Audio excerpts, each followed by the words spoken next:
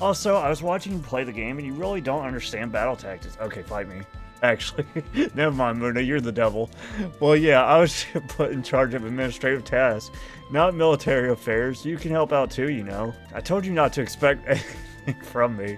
Right, right. But you're never gonna win at this rate. You need to do better. Oh my god, why am I catching shade from this NPC, dude? Ugh, same.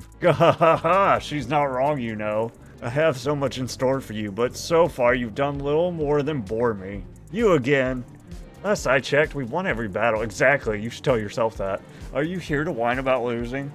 You won what? With those little, oh my god, silly little tactics of yours? Today we checked out The Beast and the Princess, which is $11.69 on Steam right now, and it's quite a fun game. It's like a tower defense, a really unique tower defense where you place units and then you have to like time your special move. Like each unit has a special move, and then like the special move has like so many attacks attached to it, and then you combo them, which makes it do more damage and also gives you more gold at the same time. Combat style is really neat. At first I thought it was going to be too easy, but it does get quite challenging, especially if you make it through the story and then do the ability test. The ability test is freaking hard, bro. Like if you're somebody that likes to climb leaderboards and like get all the achievements, this is a great game for it because like I said, you have to think for the ability test. I did it with like the team I liked the most. I didn't really spend like a whole lot of time like looking at it, but my team that I liked the most only placed in like gold tier, which is crazy to me because like it cleared the story pretty easily, but I don't even know what I would have done off the top of my head to like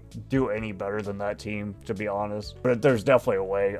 There's already somebody that's on top of the leaderboard in #1, but I definitely recommend checking it out. I love the visuals, like I said, and the music throughout is pretty solid. The gameplay does get a little bit like, it's actually like the perfect length for a game because like as soon as the gameplay is starting to like drag a little bit, the story ends because like the story's easy enough that most like everybody can beat it, even on the hardest difficulty, I believe. So like that's why it kind of gets a little bit dull, but like the ability test mode is super challenging, so it doesn't, I can see if you wanted to be good at that, like people playing that for a solid amount of time. I definitely got my 11 bucks out of the game for sure. I love the story, it's quite wholesome, even though it does take like a really dark turn at one point. I think the creator said this is like the first game where he's implemented like a story in his game, and he did a really good job. I quite enjoyed it. It's not the most original thing I've seen with like, well, I don't want to spoil anything, but like I've seen a couple games that have like a similar story, but it's still really good. But yeah, definitely recommend checking it out and supporting the creator. It's definitely a solid game for the price. Thanks for watching as always, guys. See you in the next one.